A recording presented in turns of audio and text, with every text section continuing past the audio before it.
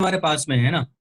तो इसका मतलब क्या हुआ कि ये जो व्हाइट लाइट आ रही है, उस व्हाइट लाइट का ये एक तरह से प्रिज्म से पास होने मतलब इस टाइनी प्रिज्म से पास होने के बाद में क्या हो रही है, लाइट डिस्पर्स हो रही है। उसकी वजह से अपने को इमेज क्या मिलेगी, यहाँ ब्लर्ड इमेज मिलेगी। तो यहाँ ये क्या है, देखो ये किसकी फोकल लेंथ है, ये है एफ वी। और इसकी फोकल लेंथ क्या होगी, क्योंकि ये रेड यहाँ जाएगा तो जाएगा एफ आर। तो यहाँ हम लोग बोलते हैं एल सी ए। एल सी ए। एल सी ए का मतलब होता है लॉन्गिट्यूडनल क्रोमेटिक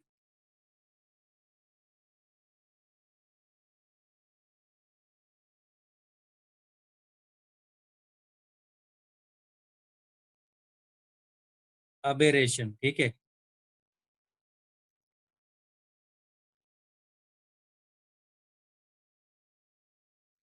ये डबल आर है, अबेरेशन। तो ये होता है दरअसल, क्योंकि इन दोनों का डिफरेंस यानी F R minus F V, ये होता है, यानी एल सी ए।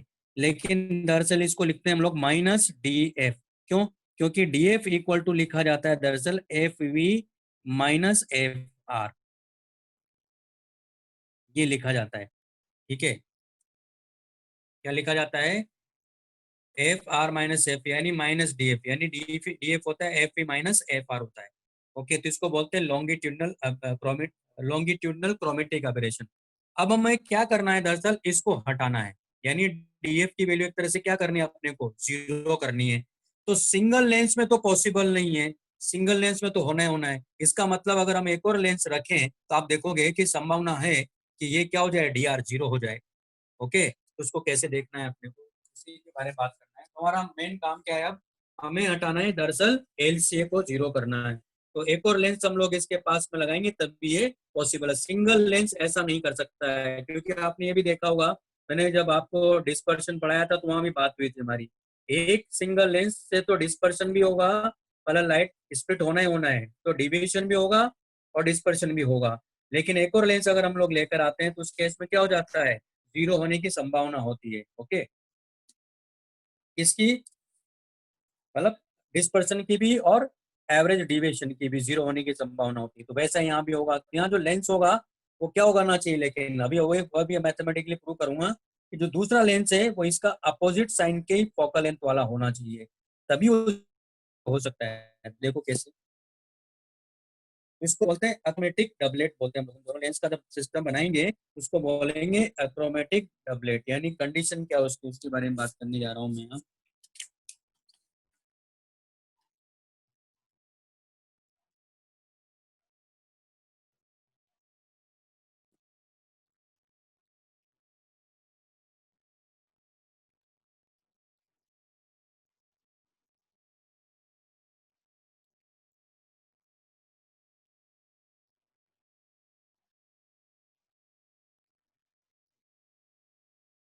तो ये हमारे पास में है ना। तो अभी मैं इसी में हमें क्या चाहिए,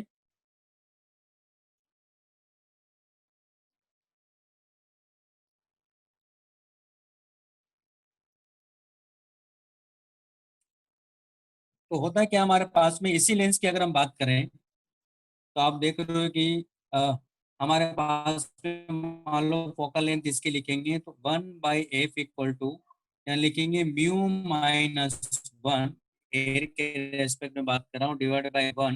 तो 1/r1 माइनस 1/r2। तो आप देख रहे हो कि अगर मैं एफ आर की बात करूंगा तो यहाँ म्यू आर होगा, यहाँ एफ वी की बात करूंगा तो यहाँ म्यू वी होगा, एफ अगर मैं एफ वाई की बात करूंगा तो यहाँ म्यू वाई होगा।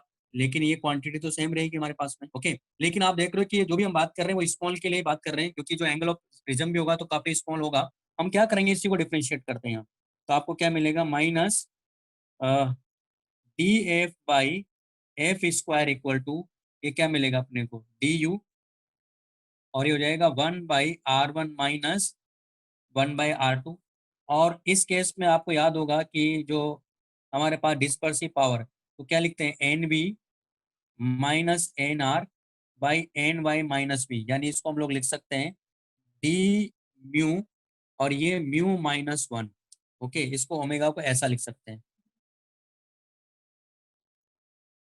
तो यहाँ देखो, अब आप इसको हमारे पास ये, तो इन दोनों को आप देखो कि ये हो गया डी म्यू। ओके, हम क्या करेंगे यहाँ देखो, ये क्वेश्चन नंबर 1 है, ये क्वेश्चन नंबर 2 है। मैं क्या कर रहा हूँ, 2 is divided by 1 कर रहा हूँ। तो ये क्या हो जाएगा हमारे पास में, क्या जाएगा, -df/f इक्वल टू, यहाँ मिलेगा अपने को d μ/μ-1। ठीक है, तो d μ-μ-1 क्या हो गया हमारे पास में, ओमेगा, यानी हमारे पास आ गया -df equal to omega f, या df इक्वल टू आ गया -ओमेगा f। मैंने ये क्यों लिया, देखो आप यहाँ से मुझे ये बताना था, देखो ओमेगा जो है ना हमेशा पॉजिटिव होता है। ये क्या है, क्योंकि ये इसको बोलते हैं हम लोग डिस्पर्सिव पावर।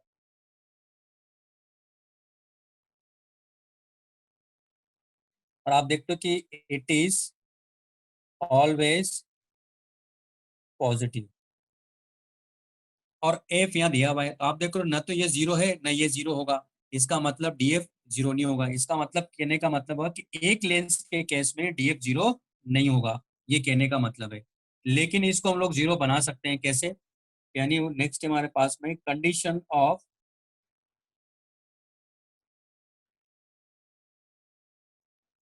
एक्रोमेटिज्म।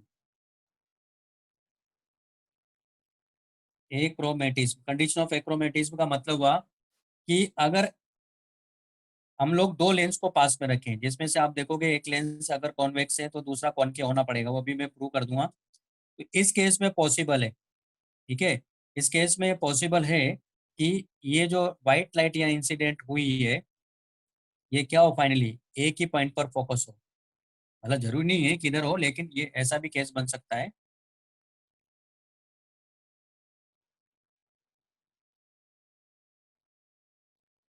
कि लाइट अगर ऐसे इंसिडेंट हो तो ये ऐसे जाए, लेकिन एक ही पॉइंट पर हो, है ना, ये भी व्हाइट लाइट है।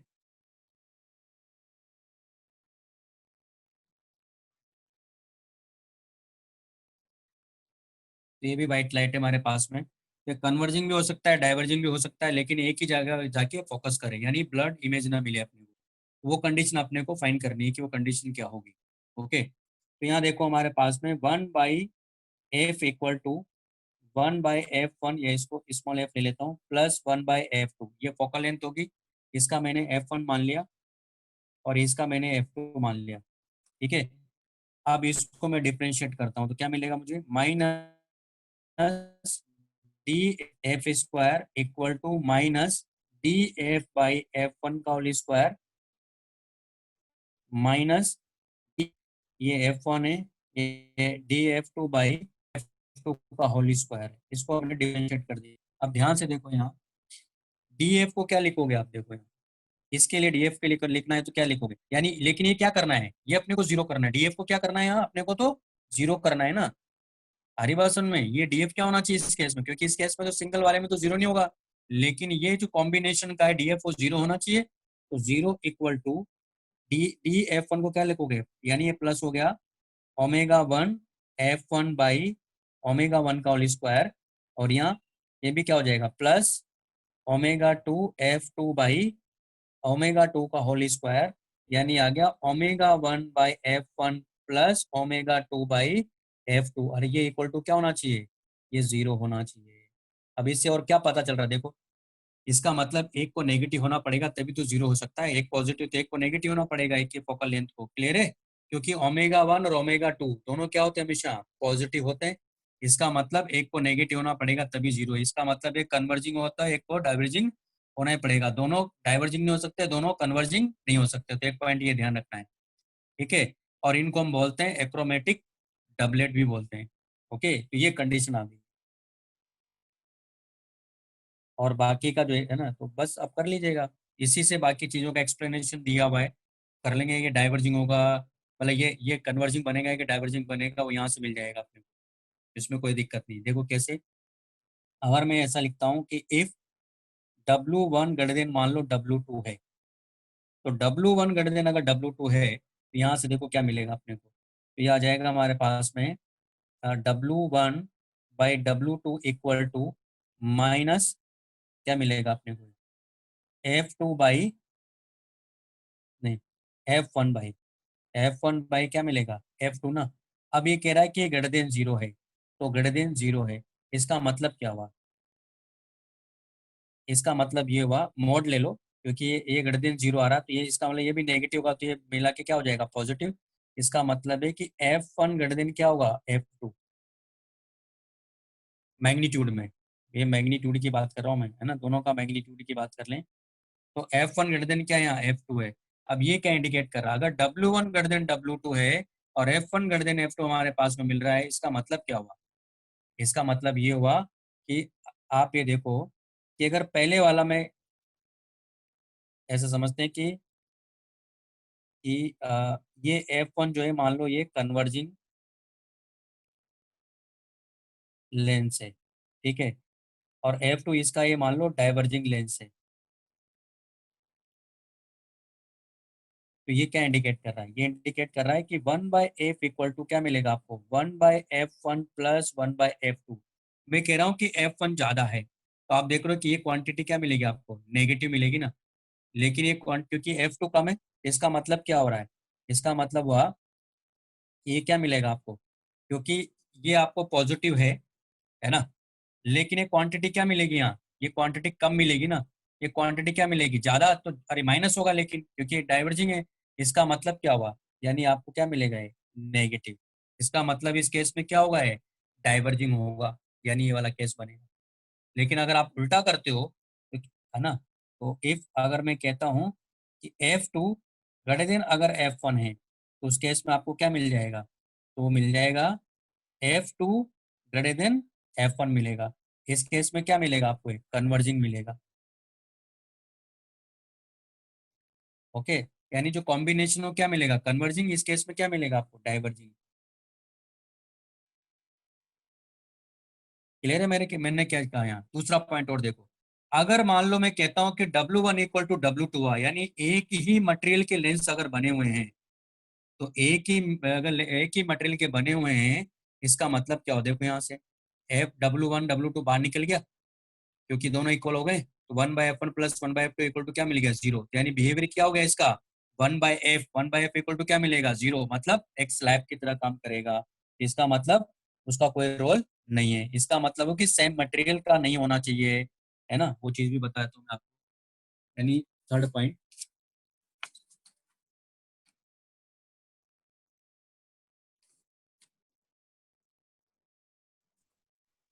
थर्ड पॉइंट है कि if W1 equal to W2, उस केस में देखो क्या रहा है, यानी W1/f1 plus W1/f2 equal to zero, यानी 1/f1 plus 1/f2 equal to zero, ये इक्वल टू क्या हो गया, 1/f। इसका मतलब क्या हुआ, डबलेट क्या हो गया, देखो एक स्लैब की तरह बिहेव करेगा, तो डबलेट बिहेव्स लाइक अ स्लैब। इसका तो कोई मतलब ही नहीं रहा, यानी इसका मतलब क्या हुआ कि फॉर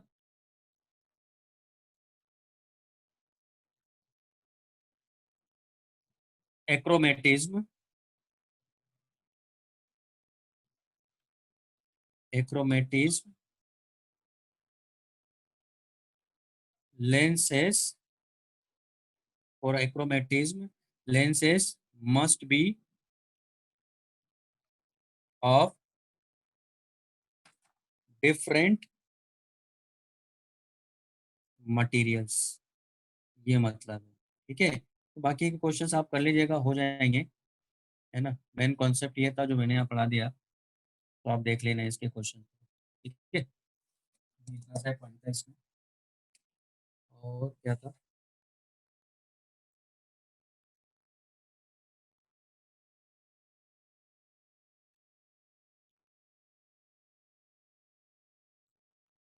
देखो अगर क्वेश्चंस भी देखना चाहे तो देख लेते हैं।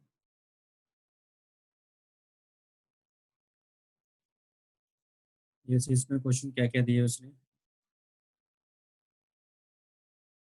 chromatic aberration in the formation of images by a lens arises because, simple सी बात है, ये डी ऑप्शन सही है, the focal length varies with the wavelength, हाँ ये तो होता ही है, क्योंकि रेड के लिए अलग क्या होगा, रिफ्रैक्टिव इंडेक्स होता है, वायलेट के लिए अलग होता है, तो वेवलेंथ अलग अलग है, तभी तो ऐसा हो रहा है।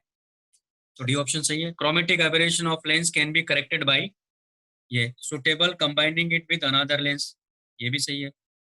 फिर नेक्स्ट हमारे पास में ये कंडीशन दे रखी है मैंने आपको, तो ही जाएगा, फिर ये सब हो जाएगा।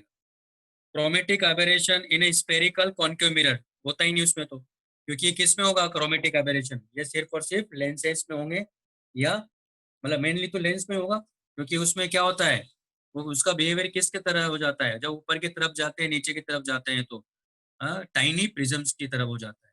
ये भी सही है। ये आपका हो ही गया।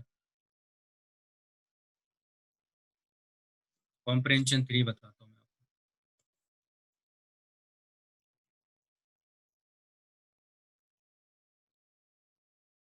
कॉम्प्रेंशन 3, ये इंपॉर्टेंट क्वेश्चन है। Figure shows a solid transparent cylinder of radius 10 centimetre, अपने को सिलेंडर दिया हुआ है, दरअसल सिलेंडर कैसा है वो भी समझाता हूँ पहले आपको। इस तरह का सिलेंडर रहा होगा, बताता हूँ मैं आपको अभी फिगर में। ये सिलेंडर को इसने यहाँ रखा हुआ है, यानी ये सेमी सिलेंडर है, और ये रे इस तरह से आ रही है, और यहाँ स्क्रीन है, यानी ये एक्स एक्सिस है, ये सी पॉइंट है, ये पॉइंट ओ है, ये लाइट इस तरह से आ रही है, और इनके बीच की डिस्टेंस जो है 60 सेंटीमीटर दिया हुआ है। Figure shows a transparent semi cylinder of radius R, इस सिलेंडर की रेडियस अपने को दिया हुआ है 10 सेंटीमीटर है। Screen is placed at a distance 60 centimetre from point O, a narrow beam is incident along the x-axis at O. If the cylinder starts rotating above O in clockwise direction, यानी ये ऐसे rotate कर रहा है, और इसकी जो omega दिया अपने को वो 6 रेडियन पर सेकंड दिया है। Then spot formed on screen will move upward, refractive index material, अच्छा इसका रिफ्रैक्टिव इंडेक्स भी दिया, इसका सिलेंडर का 5/3 है। कह रहा है कि what is the initial angular velocity of ray refracted from plane surface, वो अपने को बताना है। फिर कह रहा है what distance from C bright spot on screen will disappear, ठीक है। देखो ऐसा है, ये दरअसल इस सिलेंडर को ऐसे कट किया हुआ है इसने, ओके, और इसको कट करके यहाँ रख दिया, यानी इस आधे पार्ट को यहाँ रखा हुआ था, यानी सिलेंडर को ऐसे रखा है इसने, ओके। अब ये घूम रहा है कैसे, ऐसे घूम रहा है, ऐसे घूम रहा है, तो अभी क्या करेंगे, मान लो घूम के चला आता है, तो देखो होगा क्या, इसमें ये ध्यान रखना है, क्योंकि इसका नॉर्मल क्या कर रहा है, नॉर्मल अपनी डायरेक्शन चेंज कर रहा है, ओके, तो ये घूम के मान लो ऐसा चला आता है, लेकिन ये हमें से हमसे क्या पूछ रहा है, इसी इंस्टेंट पे पूछ रहा है वो, लेकिन मैंने इसको घुमा के यहाँ ले आया हूँ अभी मैं, पहले ये समझ लेते हैं। तो ये यहाँ से आ रहा है लाइट रे, क्योंकि ये इसी पॉइंट के अबाउट घूम रहा है, इसका मतलब है कि लाइट रे ऐसे आ रही है इस पर, तो लाइट रे ऐसे आ रही है, लेकिन इस ये तो इसका, ये इसको तो हटा देंगे अभी हम। ये पॉइंट तो इधर आ ही रहा है, और ये पॉइंट और इसके बीच के डिस्टेंस भी अपने को दिया हुआ है, 60 सेंटीमीटर है। तो आप देखो कि अगर ये घूम के आ रहा है, तो इसका नॉर्मल यहाँ चला है ना ये। तो मान लो नॉर्मल इसका कितना रोटेट करेगा, थीटा रोटेट करेगा, नॉर्मल कितना रोटेट करेगा, थीटा। अब यहाँ देखो लाइट रे इधर आ रही है, तो आप देखो ये एंगल भी कितना होगा, थीटा ही होगा, यानी लाइट रे ऐसे आई, लेकिन लाइट ऐसे तो नहीं जाएगी, यानी लाइट ये अगर ये नॉर्मल है, तो लाइट क्या करेगी, ऐसे दूर हटेगी ना,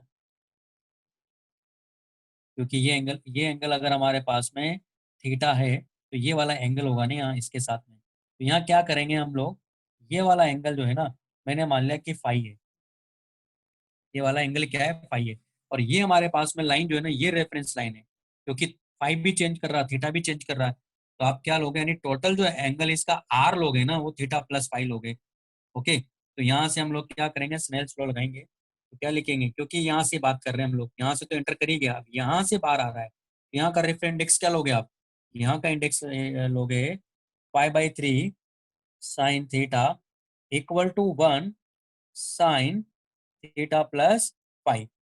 अब हमारे पास में जो दिया है ना, वो तो D theta by D T दिया है इसने, वो कितना दिया है, 6 रेडियन पर सेकंड दिया है। कितना दिया है? D theta by D T, क्योंकि ये घूम रहा है ना ओमेगा से, तो लेकिन 5 यहाँ घूम रहा है। लेकिन आप देख रहे हो कि टी इक्वल टू जीरो पे पूछने का मतलब हुआ कि थीटा भी जीरो हो जाएगा और 5 भी क्या हो जाएगा? जीरो हो जाएगा। तो इसको पहले डिफरेंशिएट करेंगे। हमें निकालना क्या है? हमें दरअसल D five by D T निकालना है। तो पहले इसको डिफरेंशिएट करो। तो 5/3 cos theta D theta by D T equal to, ये हो जाएगा कॉस डी थीटा प्लस 5। और ये क्या लिखोगे आप यहाँ? D theta by D T plus D five by D T लिखोगे। तो अब किस पे बात कर रहे हैं हम लोग? Theta tends to zero and five tends to zero के लिए। ओके, क्योंकि अब बात कर रहा है टी इक्वल टू जीरो पर, तो रख दो यहाँ 5/3। ये तो 1 हो गया। D theta by D T 6, ये भी कितना हो गया? 1 हो गया। Into D theta by D T 6, plus हमें क्या चाहिए? D five by D T. तो हमारे पास कितना आ गया? ये आ गया 10, ये आ गया 6, equal plus D five by D T. तो हमारे पास D five by D T कितना आ गया? तो ये आ गया 4 रेडियन पर सेकंड। तो ये आंसर है। एक आंसर तो ये आ गया। अब ध्यान से समझेगा, देखो ये स्पॉट कब गायब हो जाएगा? ये स्पॉट तब तक गायब नहीं होगा जब तक कि ये एंगल क्रिटिकल एंगल से ज्यादा नहीं होगा। जैसे क्रिटिकल एंगल से ज्यादा होगा, ये स्पॉट गायब हो जाएगा। तो वही पूछ रहा है वो नेक्स्ट क्वेश्चन में। देखो क्या पूछ रहा है।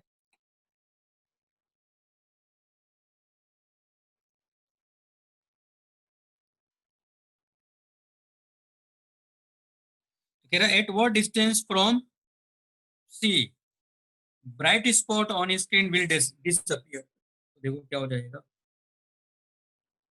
यानी यानी सी पॉइंट से वो डिस्टेंस बताना है कि कहाँ वो स्पॉट डिसअपियर हो जा रहा है। कैसे करेंगे? इसको मैं बताता हूँ।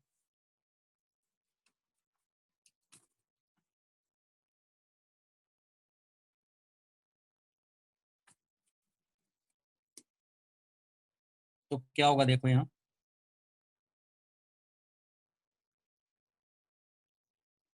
मान लो यहाँ जाके ये स्पॉट गायब करता है। स्पॉट गायब होने का मतलब क्या हुआ? ये नॉर्मल है। इसका मतलब है कि ये जो एंगल है ना यहाँ, इस केस में ये एंगल क्या हो जाए? क्रिटिकल एंगल के इक्वल हो जाए। तो क्रिटिकल एंगल के इक्वल हो गया तो लाइट रे कैसे जाएगी? ऐसे जाएगी ना। तो हमें ये डिस्टेंस बताना है। ये सी है हमारे पास में, तो हमें ये डिस्टेंस बताना है। मान लेते हैं ये डिस्टेंस वाई है। ठीक है, तो ये एंगल आप देख रहे हो कि ये एंगल कितना वो निकाल लेंगे थीटा से। कैसे निकालेंगे थीटा से? क्योंकि यहाँ से लगाएंगे हम लोग इसके लिए। ये पूरा एंगल तो 90 डिग्री है, तो थीटा से निकालने तो क्या लिखेंगे? 1 sin 90। यानी कंडीशन ऑफ क्रिटिकल एंगल के जो कंडीशन अप्लाई कर रहा हूँ, कितना है? 5/3 sin थीटा सी। यानी sin theta C equal to आ गया 3/5। यानी थीटा सी कितना आ गया? 37। इसका मतलब ये एंगल कितना हुआ? क्योंकि ये 37 है, तो एंगल कितना आ गया? 53। और ये डिस्टेंस कितना दिया इसने? ये डिस्टेंस 60 सेंटीमीटर दिया है। तो हमें तो ये डिस्टेंस बताना है ना। इसका मतलब क्या लिखेंगे? y/60, क्योंकि ये पॉइंट ओ, ये पॉइंट ए मान लेते हैं। तो triangle A O C apply करेंगे। ट्राइंगल तो y/60 इक्वल टू क्या लिखेंगे? 1053। 1053 का मतलब 4/3। यानी y इक्वल टू कितना आ गया? 4 × 60/3, यानी आ जाएगा 80 सेंटीमीटर। तो ये आंसर है। मेरे ख्याल से समझ में आ गया होगा। लाइट रे ऐसी जा रही है। क्यों? क्योंकि अब उसके बाद जैसे एंगल बढ़ेगा तो टोटल इंटर रिफ्लेक्शन हो जाएगा ना, तो लाइट इधर निकल जाएगी। सारी बात सुन में। तो ये था concept। तो आपका ये कंप्लीट हो गया है। अब मैंने क्या रखा था आपसे? अब तो ज्योमेट्रिकल ऑप्टिक्स तो कंप्लीट है आपका। और बताइए इलेक्ट्रोस्टैटिक में बताइए। सर आपने एक व्हाट्सएप पे क्वेश्चन भेजा था, उसका सॉल्यूशन बता दीजिए ना। हाँ सर। उसका आंसर कितना आ रहा है? सर वो नहीं आ रहा है वो। आंसर ही नहीं आ रहा उसका। चलो बताता हूँ।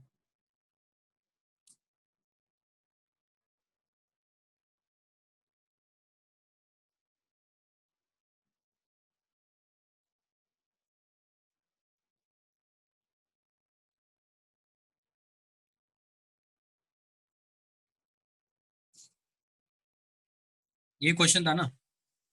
हाँ सर। इसमें क्या हो रहा है कि अपने को एक बबल दिया है और ये डायमीटर इसका, और एयर बबल है तो इसका रेफरेंस इंडेक्स 1 है। ये पॉइंट ए है और ये पॉइंट बी है, और ये इधर लेफ्ट से, सॉरी राइट से देख रहा है। तो यहाँ बाहर जो लिक्विड है उसका रेफरेंस इंडेक्स इसने 4/3 दिया, यानी ये वाटर भरा हुआ है।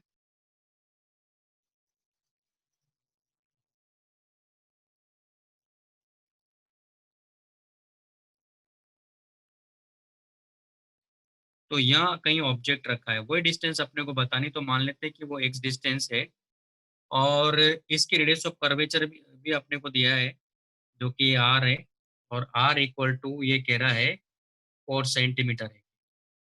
तो ये कह रहा है कि find the distance in mm of a point object from point A, यानी अपने को एक्स पता है ना, on the axis in water which appears to be at point A as seen by an observer. यानी देखो ऐसा है,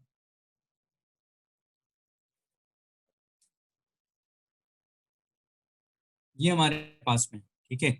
यानी हम लोग इधर से देख रहे हैं, हमें ये एक्स बताना है, क्योंकि फाइनली ये जो इमेज है इसकी वो यहाँ अपेयर हो रही है। तो पहले इससे रिफ्लेक्शन देखेंगे, फिर इससे रिफ्लेक्शन देखेंगे, तभी ना लाइट यहाँ आएगी। तो मैं इस वाले सरफेस को मैंने मान लिया कि ये 1 है, और इसको मैंने मान लिया कि ये 2 रिफ्रेक्टिंग सरफेस है। पहला रिफ्रेक्टिंग सरफेस, दूसरा रिफ्रेक्टिंग सरफेस। पहले हम लोग यहाँ से देखेंगे। तो हम लोग क्या करेंगे, क्योंकि इसमें आप थिन लेंस वाला फॉर्मूला नहीं लगा सकते हो, लेकिन ये फॉर्मूला लगा सकते हो। यहाँ कौन सा, तो यहाँ सबसे पहले बात करेंगे रिफ्रेक्शन फ्रॉम वन सरफेस। इसका मतलब हुआ हमारे पास में 1, n2 1 हो गया, v नहीं मालूम, माइनस ये हो गया 4/3 minus X equal to 1 - 4/3 divide by, क्या लिखेंगे इसके रेडियस ऑफ कर्वेचर, क्योंकि इसको ओरिजिन मानते हैं, तो +4। ठीक है, इसको सॉल्व कर लेते हैं। तो हमारे पास कितना आ जाएगा ये, तो 1/b इक्वल टू ये हो जाएगा माइनस, क्योंकि -1/12, और ये क्या हो जाएगा -4/3x। तो इसको सिंप्लीफाई कर लो पहले, कितना आ जाएगा हमारे पास में। इसको क्या करें, b इक्वल टू कितना जाएगा माइनस के साथ, ये हो जाएगा 3x +48 डिवाइडेड बाई, ये कितना होगा 12 × 3x, ये ले लिया मैंने। अब आप देख रहे हो कि ये माइनस आ रहा है, माइनस आने का मतलब क्या हुआ कि इमेज इधर ही बन रही है, यानी यहाँ से डिस्टेंस कितनी हुई, तो 2r भी ऐड कर देंगे ना इसमें। यानी नेक्स्ट हमारे पास में रिफ्रैक्शन फ्रॉम सरफेस टू। वैसे कितने लोगों ने कर लिया था, क्या क्या क्या आंसर आ रहा है, 400। कितना, 400। हाँ 400 आ रहा है क्या। हाँ कुछ ऐसा ही था, मतलब मुझे भी, मैंने सॉल्व किया था, ध्यान नहीं रहा मुझे। चलो देखते हैं अभी क्या आ रहा है। तो अभी हमारे पास में v हो गया, लेकिन यहाँ से माइनस का मतलब क्या हुआ कि ये इधर कहीं है। इसका मतलब हुआ कि ये डिस्टेंस देखेंगे ना हम लोग, ये डिस्टेंस जब आप देखोगे तो आप देख रहे हो कि ये n2 मीडियम हुआ ना, ये n1 मीडियम हुआ, यानी क्या लिखोगे 4/3/b। अब v मतलब क्या लिखोगे, क्योंकि यहाँ बन रहा है फाइनल इमेज, इसको लिखोगे -2 × 4 ना, क्योंकि इसके रेडियस ऑफ कर्वेचर कितना है r है, -1/, अब इसमें भी आप क्या करोगे माइनस, इसमें 2r ऐड करोगे ना, 2r प्लस ये, यानी कितना हो गया 2 × 4 +3x +48 divide by 12 × 3x equal to, ये हो जाएगा 4/3 - 1, और इसकी रेडियस ऑफ कर्वेचर इधर ही है, तो -4। सो हाँ बोलो। सो वो 1/, भी आया है ना, -3x +48/, तो हाँ उसका 1/b 1/, करेंगे। उल्टा कर दिया मैंने, तो 1/b होगा ना, तो हाँ ठीक है ना। हाँ 1/b है, तो इसका v का कितना आ जाएगा, ये उल्टा कर दिया मैंने, चलो इसको हटा देते हैं। ये 1/b की वैल्यू ऐसे ही है, इसको सॉल्व किया तो 1/b, ठीक है। तो v की वैल्यू कितनी आ गई यहाँ से, तो ये अच्छा 3 तो कट जाएगा तो कितना रह जाएगा देखो यहाँ 12x minus by x plus 16। तो ये हमारे पास में माइनस के साथ ही लूंगा मैं इसको, यानी ये इधर है तो इसमें क्या करूंगा 2r ऐड कर दूंगा, यानी 8 सेंटीमीटर ऐड कर दूंगा, तो यहाँ से कितनी डिस्टेंस हो जाएगी 8 सेंटीमीटर प्लस ये वाली डिस्टेंस, है ना। देखो कैसे करना है।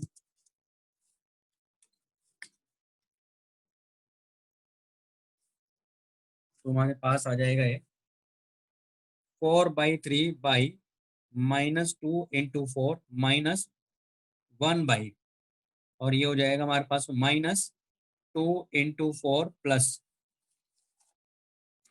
ये आ जाएगा 12x plus x plus 16 equal to 4/3 -1 -4। तो ये आ जाएगा हमारे पास में -1/12। तो 4 से 4 चला गया तो ये इधर आ जाएगा, तो कितना ये प्लस हो गया, तो हमारे पास कितना आ जाएगा x प्लस 16 डिवाइडेड बाई ये हो गया 8x प्लस और ये कितना हो जाएगा 8 × 16 प्लस 12x और यहाँ हो जाएगा 1/6। ये कितना हो जाएगा 1/6 -1/12 यानी आ जाएगा 1/12। तो मल्टीप्लाई कर देंगे तो 12x प्लस 16 × 12 इक्वल टू ये मिला कि कितना हो गया 20x प्लस 8 × 12। इन दोनों को साथ में ले लेते हैं, इसको इधर ले जाते हैं, तो यहाँ आ जाएगा हमारे पास 16 तो 12 माइनस 8 इक्वल टू ये इधर आया 8x, यानी हमारे पास 2 और ये 2 कितना हो गया 4। x की वैल्यू कितनी आ गई यहाँ 4 सेंटीमीटर आ रहा है यार। और अगर में लिखेंगे तो कितना आ जाएगा 40 आ रहा है मेरा, तो यही आंसर है 40 में। आपने कहीं गलती कर दी उसमें क्या, देखिएगा कैलकुलेशन में। ठीक है, तो ये था, इस तरह से करना था, तो ये भी इस तरह के क्वेश्चन बनने चाहिए अब। ठीक है, हाँ और क्या दिया था बताइए आप। इस क्वेश्चन को वापस से करेगा अपने तरीके से, क्योंकि जब तक नहीं करोगे तब तक ये कॉन्सेप्ट कभी पकड़ में नहीं आएगा कि कैसे साइन कन्वेंशन ले रहे हैं। इलेक्ट्रोस्टैटिक का बताओ। सर उसके प्रॉब्लम्स दिए थे। अच्छा ये आज इतना ही मतलब रीजन मत होइएगा, अभी केवल 4 मिनट बचे हैं, तो पूछ लो और क्या पता है 4 मिनट में, आज इतना ही पढ़ेंगे हम लोग, है ना। हाँ क्या कोई डाउट था आपको, पूछो बोलिए। नहीं सर डाउट नहीं था, वो आपने प्रॉब्लम्स दिए थे वही बोल रहा कौन सी प्रॉब्लम दिया था था। तो वो इलेक्ट्रोस्टैटिक में ना। इलेक्ट्रोस्टैटिक्स का। अच्छा अच्छा, वो नेक्स्ट क्लास में करते हैं यार आज। ठीक है, चलो आज इतना ही, बाकी का नेक्स्ट क्लास में जो भी है आप चैप्टर हमारा शो कर दूंगा, मैं सोच रहा हूँ नेक्स्ट क्लास में, क्योंकि इसमें भी काफी कुछ कर लिया हम लोगों ने। क्या क्या फॉर्मेट प्रिंसिपल क्यों जानना जरूरी है, बता दूंगा वैसे तो मैं। उसमें ऑप्टिमम टाइम देखा जाता है, कॉन्सेप्ट है उससे जितना भी है ना हमारा स्नेल्स लॉ हुआ या μ2/b minus μ1/u equal to n2 minus n1/r, ये सारे डेराइव हो जाते हैं सारे फॉर्मूले। तो उसमें ऑप्टिमम टाइम का मतलब होता है कि टाइम मैक्सिमम भी हो सकता है मिनिमम भी हो सकता है। ठीक है, तो उस पर बेस्ड है दरअसल वो कॉन्सेप्ट। ठीक है, देखता हूँ मैं नेक्स्ट क्लास में बता दूंगा। ठीक है, क्योंकि ऐसा क्वेश्चन अगर आएगा तो वो उसमें पूछा जा सकता है, कॉम्प्रिहेंशन में बना के दे सकता है, तो डिस्कस कर लेंगे, कोई दिक्कत नहीं। ओके, चलो फिर आज इतना ही। ओके भाई। अच्छा होमवर्क में और क्या क्या है भाई, आपने कर लिया ना इलेक्ट्रोस्टैटिक एक्सरसाइज 1 पूरा कंप्लीट कर लिया ना। हाँ हाँ सर। सर। कर लिया, और एक्सरसाइज 2 भी कर लिया जो है ना, और उसका एक्सरसाइज 3 तो मैं डिस्कस कर ही चुका था ना आप लोगों को। हाँ सर। हाँ सर। अच्छा एक तो ये हो गया, और जो प्रॉब्लम्स और कुछ एग्जांपल्स दिए थे वो सारे कर लिए इलेक्ट्रोस्टैटिक का। हाँ सर। ठीक है, तो चलो फिर इसको डिस्कस करके ग्रेविटेशन शुरू करेंगे, और डीपीपी डीपीपी का 8 तक डिस्कस होगा। ठीक है, चलो आगे डीपीपी भी कर लो, तो डीपीपी कर लो अपने अभी, क्योंकि होमवर्क तो आपका ये सब हो गया ना। अच्छा मैंने आपको वो भी दिया था एनसीईआरटी का है, chapter 1 chapter 2 text book part 1 का, हाँ सर। उसका हाँ इतना सर। क्या कर लिया, चैप्टर 1 कर लिया आप लोगों ने? हाँ सर। उसको करो और डीपीपी करो, डीपीपी 9 है ना, डीपीपी 9 है और एनसीईआरटी के दोनों टॉपिक है, बाकी तो सब हो ही गया आपका, वो कर लो। वैसे तो मैं उसको एनसीईआरटी का जो है उसको नेक्स्ट वीक में डिस्कस करूंगा, मैं इस वीक नहीं करूंगा, लेकिन फिर भी थोड़ा थोड़ा करके आप क्वेश्चंस करना शुरू कर दो, उसके रोज के 5 या 10 क्वेश्चन बना लो कि इतना मुझे करना ही है, क्योंकि एनसीईआरटी तो साथ में करना ही है अपने को, ठीक है। अब इसका क्या है कि मैं वैसे एग्जाम्पलर भी है, एग्जाम्पलर में क्या है ना, कुछ क्वेश्चन थोड़े उटपटांग टाइप के क्वेश्चन ज्यादा दिए हुए हैं, तो वो उतना करने की जरूरत नहीं है फिजिक्स में एग्जाम्पलर ये सब करने की, क्योंकि उससे ज़्यादा अच्छा तो हमारा शीट में दिए हुए हैं, क्योंकि वो क्वेश्चन करने जाओगे ऐसे क्वेश्चन पूछे जाते नहीं है, वो परेशान करने वाले हैं। कुछ कुछ क्वेश्चन इंपॉर्टेंट है वो मैं करवा दूंगा एग्जाम्पलर के, बता दूंगा आपको कि ये क्वेश्चन करो, लेकिन अभी नहीं, अभी तो पहले एनसीईआरटी अच्छे से हो जाए उसके बाद एग्जाम्पलर पे चलेंगे हम। ओके, चलो फिर, ओके बाय।